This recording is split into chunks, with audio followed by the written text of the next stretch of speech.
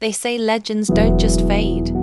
They dissolve into time like candle smoke, leaving behind a warmth the world keeps chasing. And on the humid night of August 16th, 1977, inside the quiet halls of Graceland, something irreversible began to unfold in the life of Elvis Presley. The mansion stood still under the Memphis sky, its white columns glowing faintly in the moonlight as if holding its breath, while inside, the laughter of family and the echoes of piano keys had gone silent. Elvis was awake, not as the dazzling king in rhinestone suits and lightning bolt capes, but as a tired man of 42, standing barefoot in a dimly lit hallway, staring at his own reflection in a gilded mirror.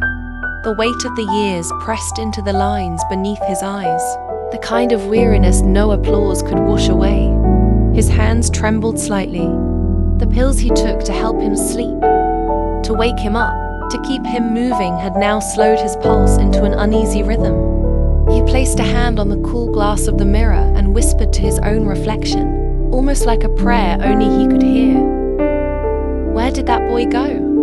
Somewhere in the house, a television played softly, flickering with static before shifting into an old gospel performance of a young Elvis singing Peace in the Valley, his voice bright, full of faith, untouched by fame or loneliness.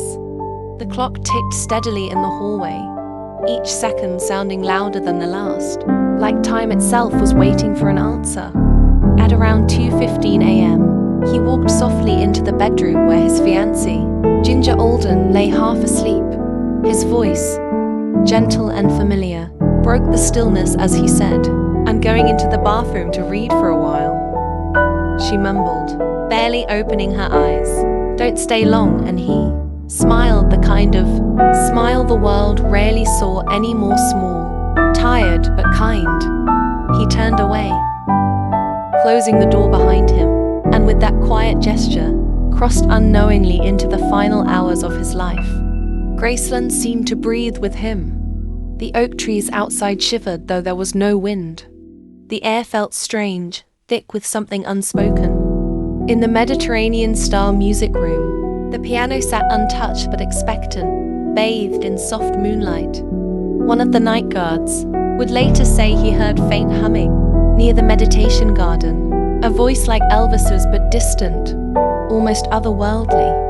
Others laughed it off, but that night, nothing felt normal.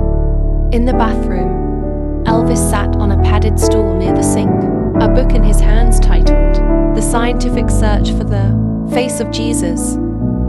He had been obsessed recently with questions most people avoid: life, death, the soul, and whether God still heard him the way the crowds once did. The tile beneath his feet felt cool. The light above him buzzed softly, and for a moment his mind drifted, pulling him through the corridors of memory. He heard his mama Gladys singing in the small house in Tupelo, smelled the dust of the Louisiana hayride stage, felt the thunder of thousands of voices screaming his name on tour, but also the cold, restless silence of hotel rooms after the lights went out. The world called him a king, but in that quiet room, he was just Elvis, a man worn thin by fame, by heartbreak, by expectation. Around 3:30 a.m., the light seemed to flicker. He lifted his head, heart thumping harder than it should, and in the stillness, he thought he heard something soft, like a whisper not spoken aloud but inside his chest. "Are you ready?" His breath caught. He looked around. No one was there. Yet the air felt charged, like the moment before a storm. The book slipped from his fingers and fell to the floor with a muted thud. Maybe he meant to stand. Maybe he meant to call out, but his body gave way beneath him. Minutes or maybe hours past time lost its shape. The house outside remained silent, unaware of the shift that had just occurred. It wasn't until after 4 a.m. that Ginger awoke to a strange, eerie quiet. No footsteps. No water running, no soft hum of Elvis's voice. She pushed open the bathroom door, and the world as she knew it cracked. Elvis lay collapsed on the floor, motionless, his skin pale, his eyes closed not like a man in pain, but like someone who had simply slipped somewhere far beyond reach. She screamed, a sound that echoed through the halls of Graceland and seemed to pull the whole world into mourning.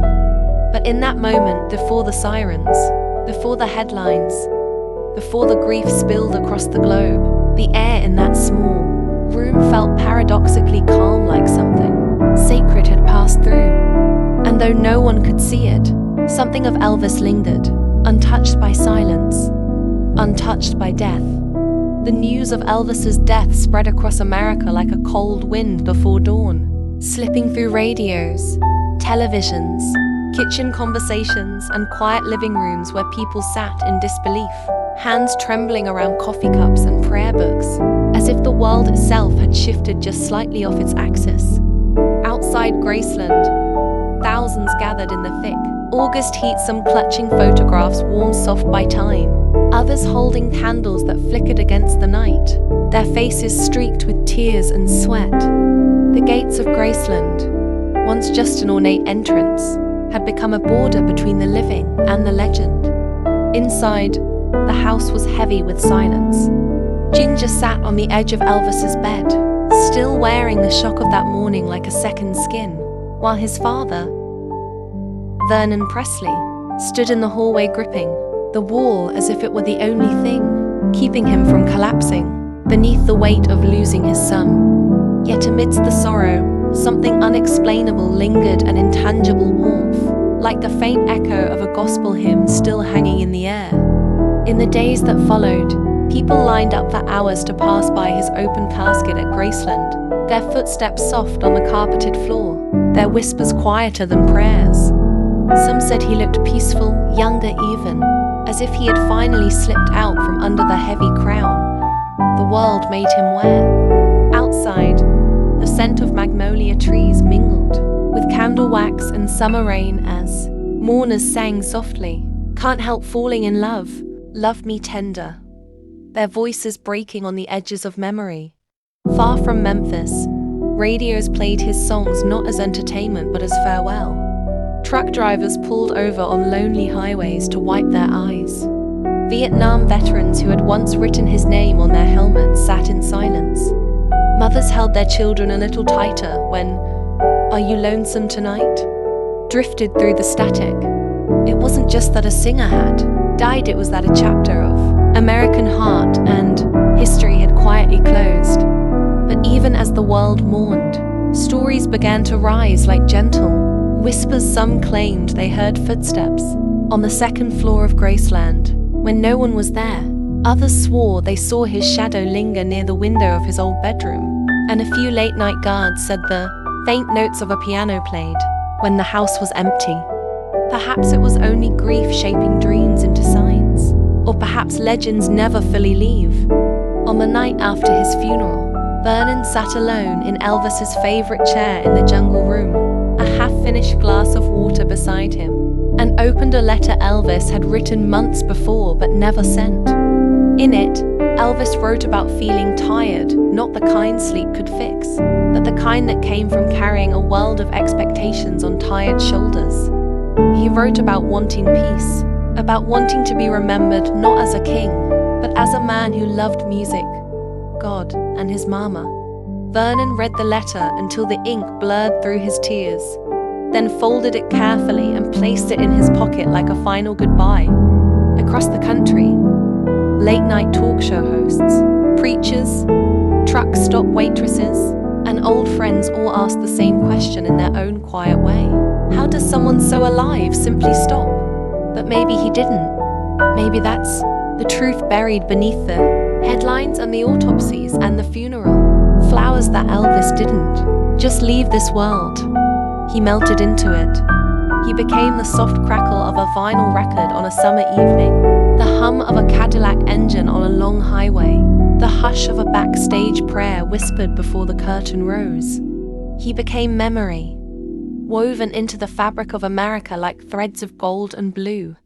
In the years that followed, impersonators filled stages, murals bloomed on brick walls, and conspiracy theories claimed he was seen buying donuts at gas stations or walking barefoot along beaches at night. But the real Elvis, the human Elvis, lived quietly in the hearts of those who remembered the boy, from Tupelo with a tremble in his voice and a dream too big for his hands. And perhaps that is what immortality truly is not.